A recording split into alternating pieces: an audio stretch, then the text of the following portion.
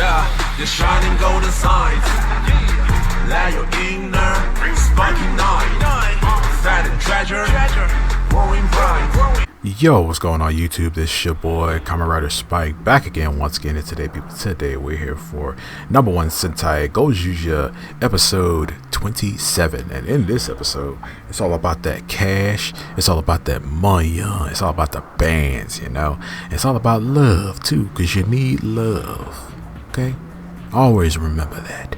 You need love in this world. And money. You need money too. You know, it sucks, but you know, you need money. A lot of it. But yeah, in this episode was pretty cool. We actually saw Battle Fever in this episode too, which Battle Fever Red in this episode as well. I think it's like our first time seeing Battle Fever. I don't think we've seen anybody else, any other Ring Warrior using Battle Fever. Maybe they did, and maybe the ring got sent to somebody else, maybe. But yeah, we see Battle Fever in this episode, and it was pretty good. That suit was clean, like that suit was shining, you know. But yeah, also in this episode, we see that Bouquet has basically got into an argument with her mom, the queen, and she's flaunting and stuff, and girl gasming all over Rikuo and stuff like that. And then the queen was like, humans are vile, disgusting creatures and you shouldn't love them. Your love should be reserved for me. And then the cake king and queen, they came in like, yeah, our whole mission is to rewrite the human world. The humans we have now are useless. And then and then our girl is like, yeah. It's like, nah. No, but I love Rikuo. My love for him will always be forever. And then she leaves, right? The Kion, old weird, showing up for stupid reasons. Faces. He walks around. He walks in. His face. You know that weird smile he does. He's like, oh, for real. So yeah, she's by herself, and then he ends up shooting. He ends up blasting her in the back of the head, and he basically erases her memories. And now Bouquet doesn't know who she is or where she's from, so then she ends up getting found by Mashido.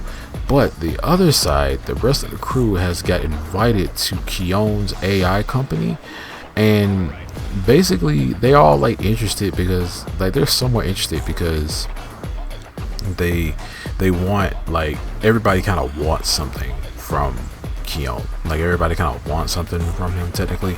Hodu just want to beat him up. Black, she's like, yeah, I want to give your brother a piece of my mind. Green is like, he old man type stuff. He's like really interested in the technology, so he wants to go. And Blue is just like, cool, screw it. And Yellow, he's just like, alright. So they ended up going there, and they end up meeting this the #2. The company's name is Setsuna, and Setsuna is there basically just to give them a tour of the place. And when Hodu's like, oh, Kion ain't here, I don't want to do it. I'm going home. But then Yellow was like, yeah, nah, we doing this. That's rude. We'll just walk off. So he ends up giving them like a tour of the place. While this is happening, we see that Mashido has found Bouquet, and he's weirded out because they seem like she's lost all her memories. And then they go on this like little, thing where he's like showing her everything that he does. Like, Mashido can like go across the world, and he's like making all kind, like, you see why he has all this freaking money.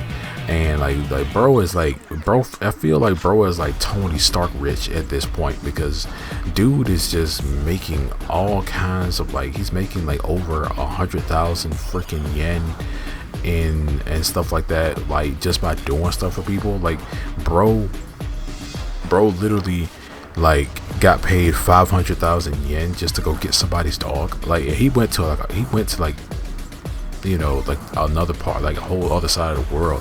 And I like how they got the actor for this to actually do that, to actually represent that country. That was cool. But yeah, we also see how he helps out a bunch of small business people around the neighborhood, and basically they have no problem paying him for protection, because they're these weird dudes coming around and like trying to get the people to like sell their company and stuff, sell their properties and stuff like that, which is stupid. And Mashido is like, get up out of here. And he actually brings back the whole him blocking an attack with some money. Like that's I guess whatever. But then Bouquet asks him like, why do you care about money so much and stuff like that, and he's like, well, money connects people, money make the world go round. Then we get a flashback of Mashido actually while he was Goju Red, flashback of him in his red days when he was the wolf, and we actually see the original we see the original Goju Polar, but we see the original Goju Wolf, and we see him, and this guy basically says, you gotta stop, you need some responsibility, you need to stop doing whatever you want when you want, being risky with your life and stuff like that. And I guess this guy had to be like Mashido's best friend, I guess, because it seems like Mashido was way more unhinged in his younger days. But yeah, that was actually a pretty cool thing. I want to see. They have a full-on actor for the original Goju Wolf. So I kind of want to see, now that you've done that, I kind of want to see the rest of them. I kind of want to see the team that came before this. I'm really interested now that you got a full-on actor for the original Goju Wolf. That looks dope. I want to see what else they'll do with that. But hopefully they expand upon it. Most likely they will, because we still got a lot of episodes left. But yeah, I really want to see that. But other than that, we see that our No.1 monster in this episode is basically he's the ugliest mother we've seen. One of the ugliest No.1 monsters we have seen. He's just fat. He's just fat with a cigar in his mouth, big old weird lips. I think he's like a bug or something. He's just he's like a fat bug Buddha. Fat bug Buddha. Yeah, give me a fat bug Buddha in the comment section below. If you made it this far, I thoroughly do appreciate it. I know I'm stupid. I get you. Just want to make you laugh and entertain you. But yeah, we see that his whole thing is that he wants to be the #1 in the world who has the most freaking money. So we got him and Mashido going at it, and a money off. Just bands. So they basically go around and just start collecting money, getting money, get money, I guess. So Mashido, he gets his money by doing actually generous things, helping people around and stuff like that, and they're paying him. This dude is basically launching pyramid schemes and stuff. He basically just gets a bunch of tap water, slaps a logo on it, and says, hey, this money will make you a millionaire. And then all the millionaires is like, I want it, and turns out it ain't nothing but tap water. You dirty boy. But he ends up getting all that money. It turns out he ends up getting more money than Mashido.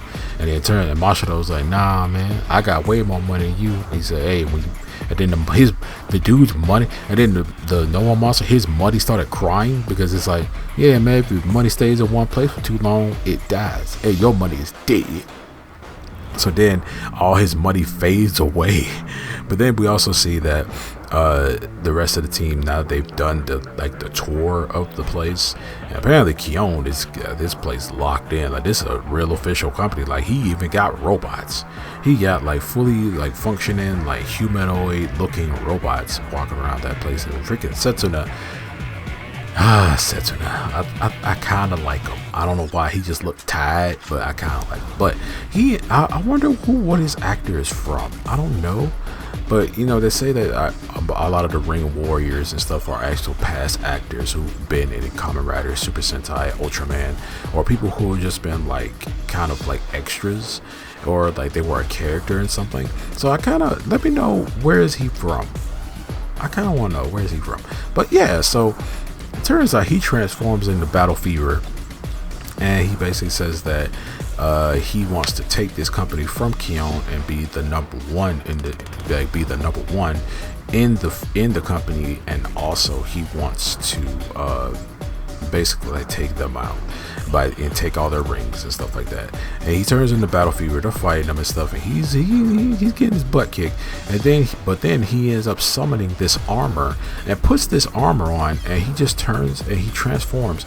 And it turns out this transformation, he just looks like Stay Caesar.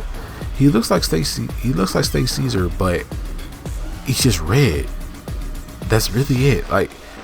y'all remember Stay Caesar, from Zenkaiger, but yeah, like he just turns into Stacy. He just turns into like a red Stay Caesar, and then he ends up beating them, and then he ends up putting them to sleep. So this is going to be a 2-part episode. This is going to be a 2-parter. So yeah, and I think he ends up capturing them and stuff like that. But we see what happens in the next episode. After episode 28, we'll cross that bridge when we get to it.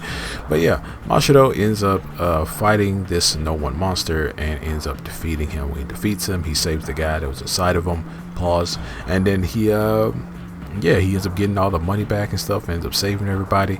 And then that's when Big Bro Fire Candle comes in. He's like, hey, Bouquet, I heard you got in a fight with Mom. Like, he didn't say that, but obviously he's called the Queen, their mom.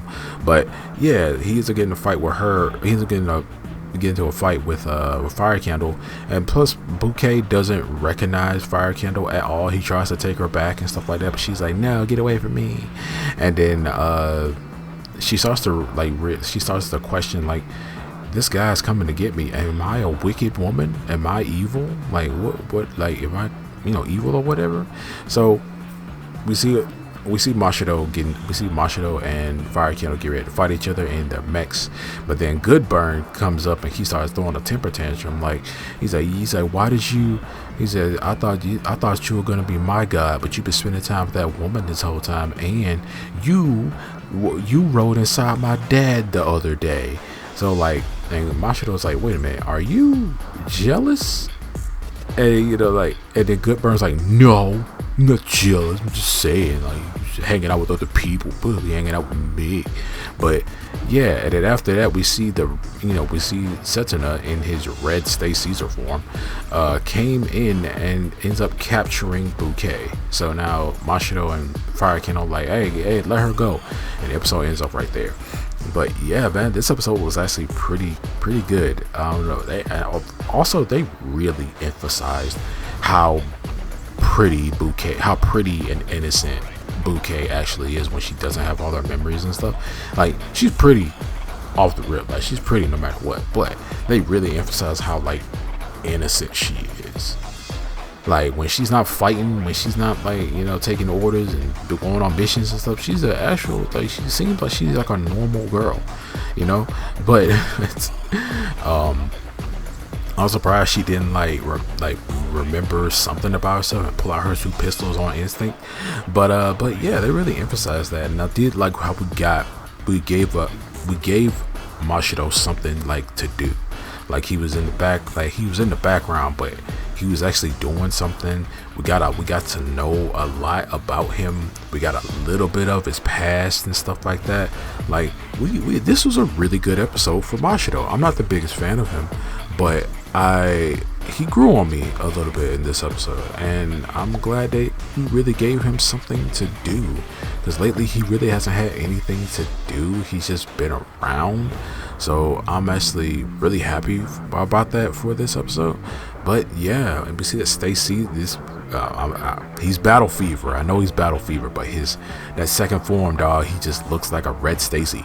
But other than that, I'm ready to see Setsuna get his butt kicked, because you're not finna just put your hands on that woman like that, you dork.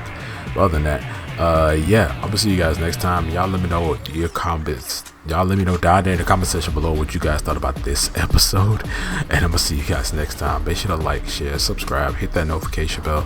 As the rumors always say, stay henshin.